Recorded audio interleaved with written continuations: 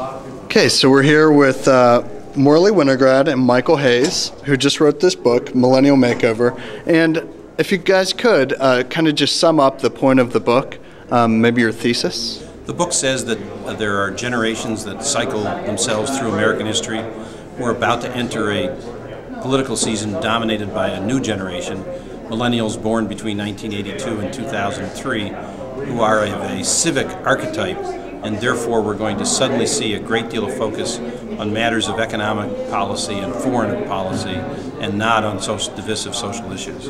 Great, thanks, Morley. And Mike, I thought one of the most interesting points that you brought up is when you kind of took yourself outside of maybe your worldview as a Democrat or maybe a progressive, and you kind of talked about how Republicans could tap into what you're seeing in the trends for the millennial generation. If you could just talk to me a minute about that. Well, as we said in the book, there are a couple of areas where ways this can happen. One would be over the issue of national security.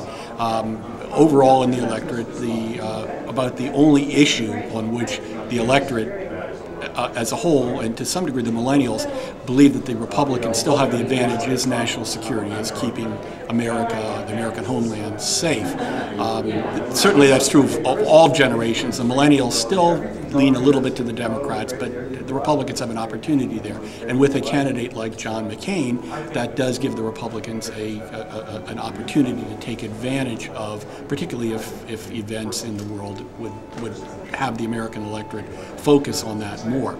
A second area would be if the battle is fought over the social issues. Republicans might be able to take advantage of that, but they won't be able to take advantage of it with millennials if the Republican Party continues to hold to its conservative, religiously based positions on these social issues, because the millennial generation is very tolerant on virtually all types of social issues, believe that gay marriage is fine, believe that abortion should be permitted, are not a particularly doctrinaire religious generation. So the Republicans, to take advantage of perhaps the national security opportunity, might have to tone down some of their rhetoric in the social area and focus on more basic economic and foreign policy concerns. It's also possible that the Democrats in convention will hand the Republicans an opportunity to win the millennial vote, particularly if the Democrats turn their back, or are perceived to have turned their back,